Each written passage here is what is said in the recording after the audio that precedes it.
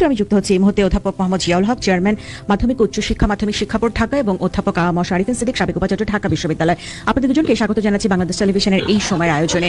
প্রথমে অধ্যাপক মোহাম্মদ জিয়াউল হক, আপনার কাছে যেতে চাই। আসলে যতবারই আপনার সঙ্গে কথা হয়েছে এই এইচএসসি পরীক্ষা নিয়ে এক ধরনের প্রস্তুতি আপনাদের মধ্যেও ছিল, শিক্ষার্থীদেরও আপনার তৈরি থাকতে বলেছিলেন, কিন্তু করোনার সংকট আসলে এমন একটি সংকট যে সংকটে পুরো বিশ্বব্যাপী মানুষকে বিভিন্ন সময় বিভিন্ন সিদ্ধান্ত নিতে হয়েছে।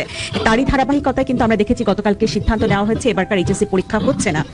আপনার মুখ থেকে আমি একটু আসলে অভিভাবক এবং যারা আমাদের শিক্ষার্থী আছে তাদেরকে আশ্বস্ত করার জন্য জানতে চাই, এই যে তাদের মূল্যায়নটি হবে তাদের জেএসসি এবং এসএসসি পরীক্ষার যে গড় নাম্বার তার ভিত্তিতে, তাতে করে তাদের যে সার্টিফিকেটটি তারা হাতে কবে পাবে এবং এটি আসলে কোন পদ্ধতিতেই তাদের কাছে পৌঁছবে? ধন্যবাদ আপনাকে। আমি শুরুতেই আমাদের এখানে আরিফিন সিদ্দিকী স্যার আছেন, অত্যন্ত প্রাজ্ঞ এবং প্রবীণ শিক্ষাবিদ, তাকে সালাম এবং শুভেচ্ছা জানাচ্ছি, এবং আরো যারা আলোচক আছেন তাদের সকলকেই শুভেচ্ছা জানাচ্ছি। আপনি শুরুতে যথার্থই বলেছেন যে একটি বিশেষ পরিস্থিতিতে আমরা অনেকটা বাধ্য হই আমাদের প্রচলিত পদ্ধতিতে যেভাবে আমরা পরীক্ষাটি গ্রহণ করতাম, কাগজে কলমে কিংবা সরাসরি পরীক্ষার হলে গিয়ে শিক্ষার্থীরা পরীক্ষা দিত, আমরা সেটি গ্রহণ করতে পারছি না। এবং পরীক্ষা গ্রহণ করবার জন্য যে অনেকগুলি বিকল্প ছিল, আমরা সেই সবগুলি বিকল্পই কিন্তু আমরা এখানে বিবেচনা করেছি যে কোন কোন বিকল্পের মাধ্যমে শিক্ষার্থীদের মূল্যায়ন করা যায়। আমরা যেটি এডেক্সেল যেটি করেছে সেভাবে আমরা মূল্যায়ন করতে পারতাম, আমরা কলেজ থেকে একাদশ এবং দ্বাদশ শ্রেণীর নম্বর নিয়ে এসে মূল্যায়ন করতে পারতাম। কিন্তু এই দুইটি পদ্ধতি আসলে আমাদের প্রচলিত ব্যবস্থা, আমাদের সমাজ ব্যবস্থা, আমাদের শিক্ষা প্রতিষ্ঠানগুলির ব্যবস্থা সবকিছু নিয়েই কিন্তু এইগুলি আসলে বাস্তবায়িত করা সম্ভব ছিল না। ফলে আমাদের কাছে সবচেয়ে যেটি মনে হয়েছে যেটি আমরা বাস্তবায়ন করতে পারবো, যেটি আমাদের কাছে সবচেয়ে নির্ভরযোগ্য বিষয়, সেটি হচ্ছে এই শিক্ষার্থীরা অতীতে দুটি পরীক্ষায় অংশগ্রহণ করেছে। যে পরীক্ষা দুটি আমরা শিক্ষা বোর্ড থেকে গ্রহণ করেছিলাম, তার একটি নির্ভরযোগ্যতা আছে এবং তার উপর ভিত্তি করে আমরা পরীক্ষার ফলটি প্রকাশ করি। এখানে একটি বিষয় আমাদের সকলের মনে রাখা দরকার, যে শিক্ষার্থীরা 2020 সালের এইচএসসি পরীক্ষায় অংশগ্রহণ করার কথা ছিল, এই শিক্ষার্থী সকলেই কিন্তু পরীক্ষার জন্য সব ধরনের প্রস্তুতি নিয়েছিল। তাদের লেখাপড়ার যে কাজটি তারা সেটি শেষ করে ফেলেছিল। আমরা কিন্তু গত 22 মার্চ এই পরীক্ষাটি স্থগিত করি, যেটি 1 এপ্রিল থেকে শুরু হওয়ার কথা ছিল। এখন আমরা যেটি সিদ্ধান্ত নিয়েছি যে জেএসসি এবং এসএসসি পরীক্ষার যে ফল তারা করেছে তার গড় মানের উপর ভিত্তি করে আমরা এইচএসসি পরীক্ষার একটি মূল্যায়ন তাদের কাছে দেব। এক্ষেত্রে এখন পর্যন্ত বিষয়টি ওভাবে আমরা পরিষ্কার করতে পারিনি বা সিদ্ধান্ত আমরা নেইনি যে এই দুইটি পরীক্ষার কোন পরীক্ষার উপরে কতটুকু ওয়েটেজ দেওয়া হবে। আমাদের দুটি পরীক্ষা দুটি ভিন্ন রকমের। জেএসসি পরীক্ষা এক ধরনের পরীক্ষা, এসএসসি পরীক্ষা আরেক ধরনের পরীক্ষা। জেএসসি পরীক্ষায় যে বিষয়গুলি পাঠদান পরীক্ষা নেওয়া হয়, এসএসসি পরীক্ষায় কিন্তু ওই ধরনের একই ধরনের বিষয় পরীক্ষা নেওয়া হয়। আবার জেএসসিতে যে শিক্ষার্থীরা যে সময় পরীক্ষা দেয়, যে বয়সে পরীক্ষা দেয়, এসএসসি পরীক্ষা তো আর বয়সটিও কিন্তু তাদের। অধ্যাপক মোহাম্মদ জিয়াউল হক, তাহলে কি সিদ্ধান্তগুলো হুটহাট করে কি একটু চলে আসলো কি এখানে?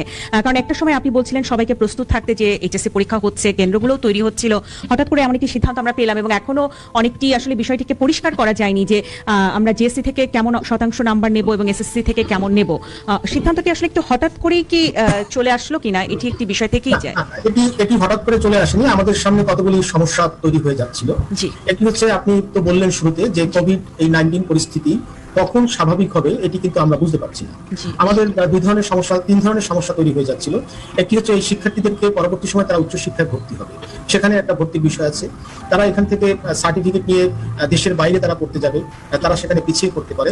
আবার এই সার্টিফিকেট নিয়ে আমাদের একটি সংখ্যক পরীক্ষার্থী তারা কিন্তু পরবর্তী সময় কর্মজীবনে প্রবেশ করবে। তারা তো অনেকটা অপেক্ষা করলো, কারণ এপ্রিল মাসে পরীক্ষা হওয়ার কথা ছিল, এখন প্রায় অক্টোবর চলে আসলো, তারপরেও আসলে কোনো উপায় না হয়ে আসলে সিদ্ধান্তটি চলে এসেছে। একটু অধ্যাপক আরিফিন সিদ্দিক, আপনার কাছ থেকে শুনতে চাই, এই যে এইচএসসি পরীক্ষা হচ্ছে না, অটো প্রমোশন হচ্ছে, এই বিষয়টিকে আপনি কিভাবে মূল্যায়ন করছেন? আপনার দীর্ঘদিনের অভিজ্ঞতা, আপনার কাছে কি মনে হয় যে আমাদের আর বিকল্প অন্য কোনো পথ ছিল? ধন্যবাদ আপনাকে। এই প্রশ্নের উত্তর দিতে গেলে শুরুতেই বলতে হবে যে করোনার এই মহাসংকটে আমরা একেবারে একটা অনিশ্চিত জীবনযাপন করছি। আগামীকাল কি অবস্থা দেখা দেবে এই করোনা ভাইরাসজনিত সমস্যাগুলো, এটাও কিন্তু আমরা সঠিকভাবে জানি।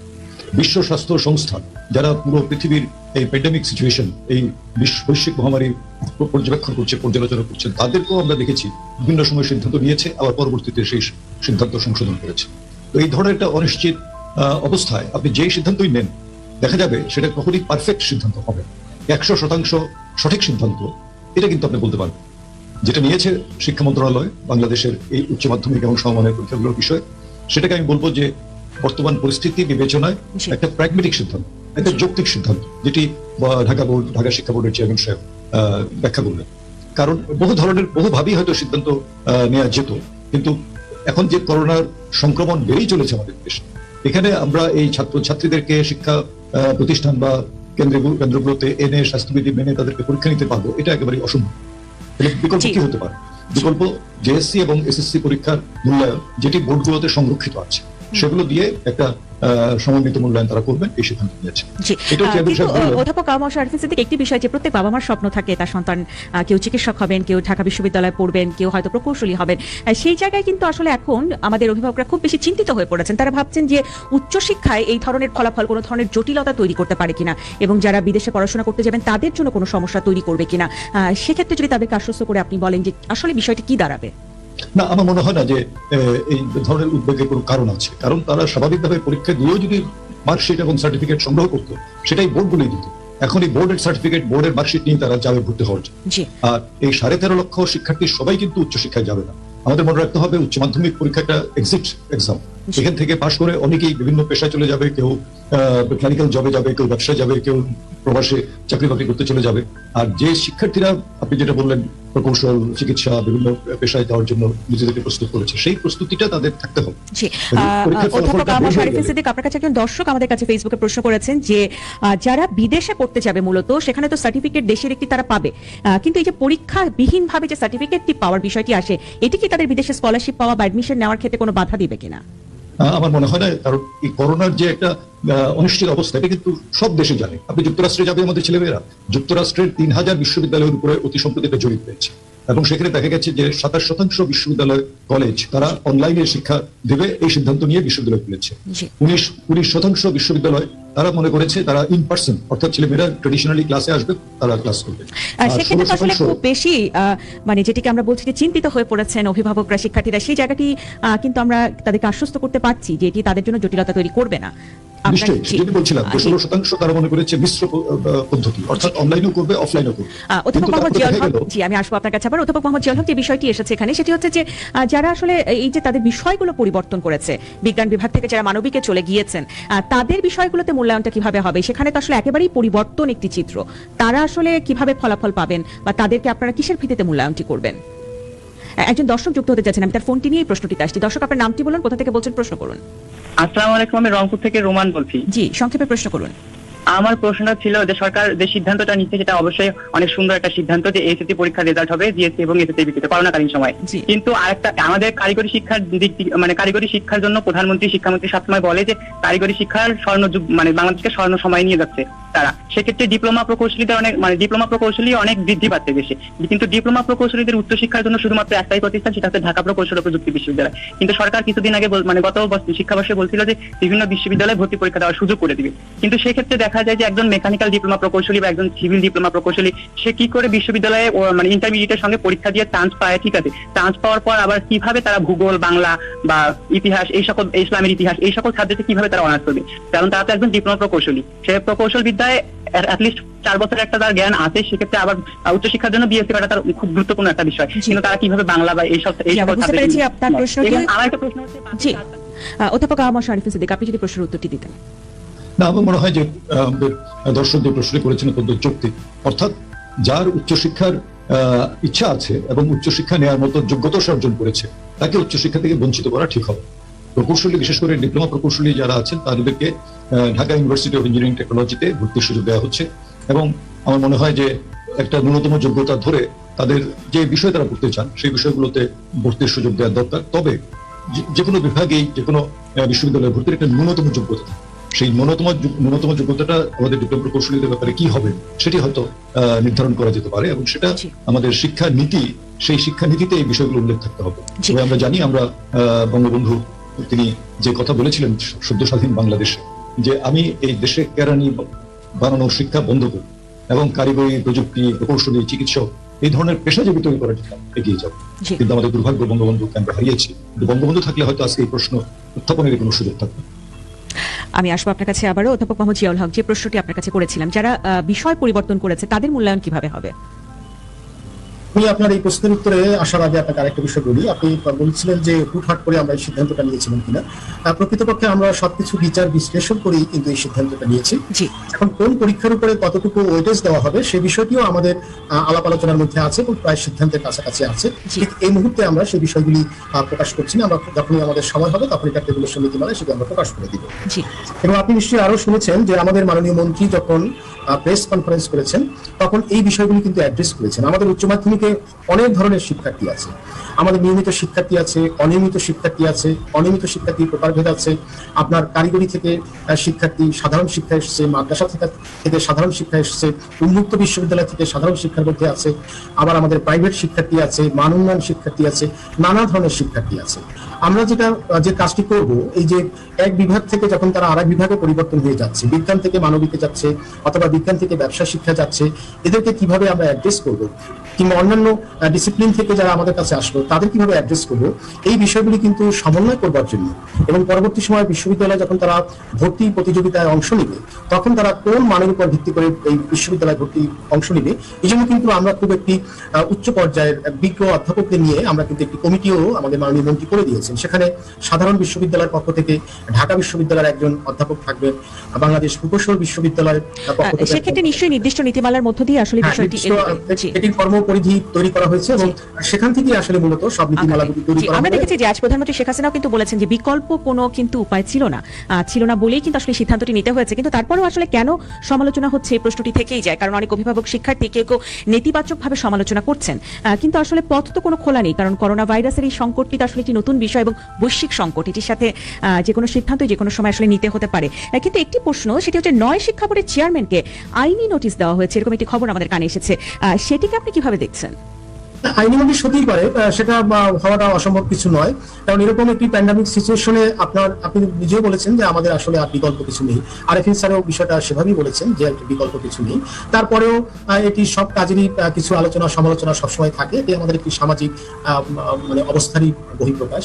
তো এই বিষয়গুলি থাকবেই। আমরা একটি বিষয় আপনার মাধ্যমে নিশ্চিত করতে চাই যে আমাদের যত শিক্ষার্থী পরীক্ষার জন্য আবেদন করেছে প্রতিটি শিক্ষার্থী তার যদি ইন্ডিভিজুয়াল যে প্রবলেমগুলি আছে প্রতিটি প্রবলেমকে আমরা কিন্তু অ্যাড্রেস করব এবং এই কাজটি আমরা এমনভাবে সম্পাদন করব যেন কোনো শিক্ষার্থী ক্ষতিগ্রস্ত কোনো অবস্থাতেই না হয়।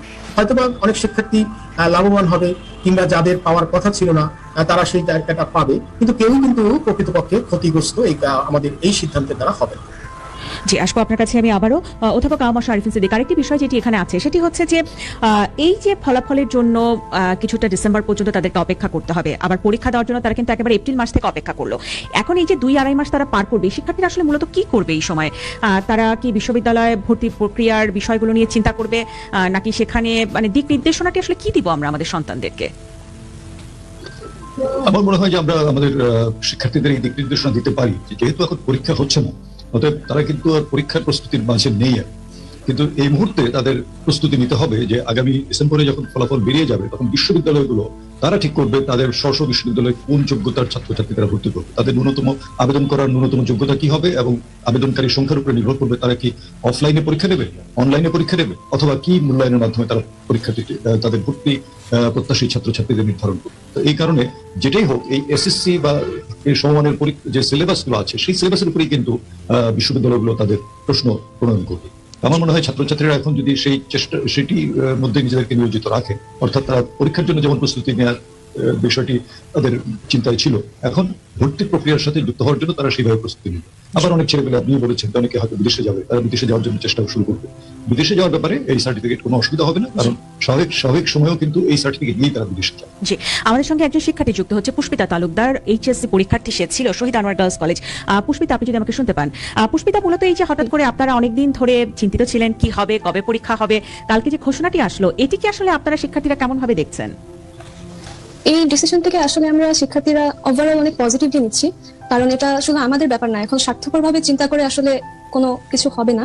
তাই আমরা পুরো দেশের স্বাস্থ্যের কথা চিন্তা করে আমরা এই জিনিসটাকে অনেক বেশি ইতিবাচক সিদ্ধান্ত হিসেবেই দেখছি, কারণ আমাদের সবার বাসায় বাবা মা সবাই আছে, যেটা আমাদের কোনো ক্ষতি না হলেও তাদের কিন্তু ক্ষতি হতেই পারে, আর এটা 14 লাখ শিক্ষার্থীর ব্যাপার।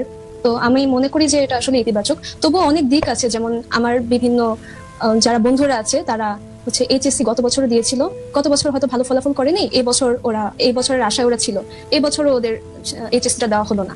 আবার অনেকে হয়তো জেএসসি তে খারাপ রেজাল্ট করেছে, এসএসসি তে খারাপ রেজাল্ট করেছে, তাদের কিন্তু একটা আশা ছিল যে তারা এইচএসসি তে অনেক ভালো ফলাফল করবে আর সেই হিসেবে তারা অ্যাডমিশনে বসবে, কিন্তু তাদের তো এই আশাটা আসলে হলো না।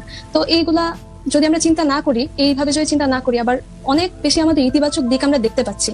এটা একটা অংশ, যেমন এটা হতে পারে 20% এরকম শিক্ষার্থী রয়েছিল, কিন্তু বাকি 80%-এর কিন্তু এই দিকটা খুবই ভালো হয়েছে, যেন পরীক্ষাটা না হয়, এটাই আমরা চেয়েছিলাম।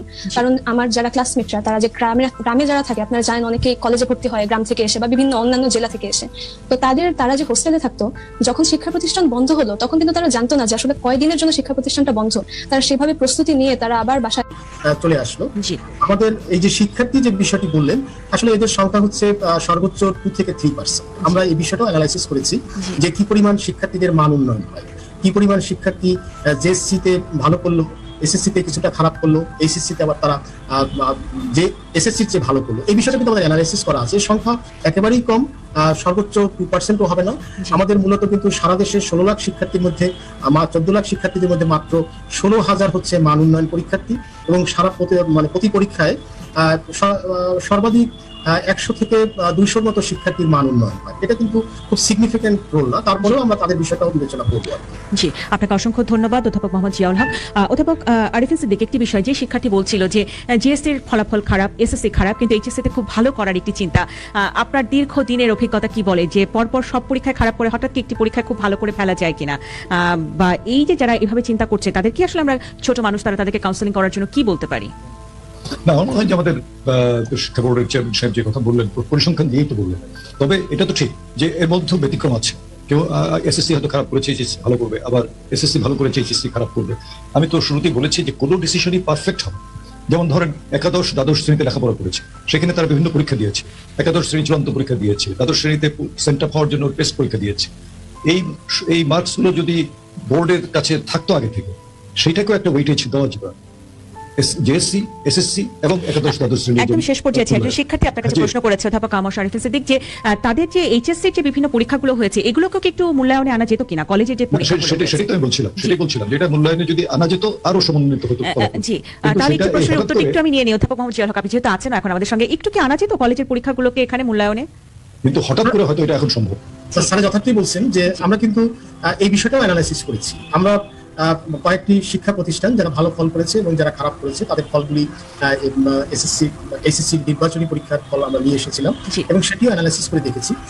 এবং এখানে সমস্যাটা হচ্ছে নির্বাচনী পরীক্ষা এবং একাদশ শ্রেণীর যে অভ্যন্তরীণ পরীক্ষাগুলি হয়, ওই পরীক্ষায় শিক্ষার্থীরা যে ফল করে আমাদের তথ্যে বলে তার চেয়ে তারা বোর্ডের যে চূড়ান্ত পরীক্ষা হয় সেই পরীক্ষায় তারা অধিকতর ভালো ফল। আচ্ছা, সেই জন্যই আপনারা এই সিদ্ধান্তটি নিয়েছেন। জি, আপনাদের দুজনকে অসংখ্য ধন্যবাদ আমাদের সঙ্গে যুক্ত হওয়ার জন্য, অধ্যাপক মোহাম্মদ জিয়াউল হক এবং অধ্যাপক আরিফিন সিদ্দিক।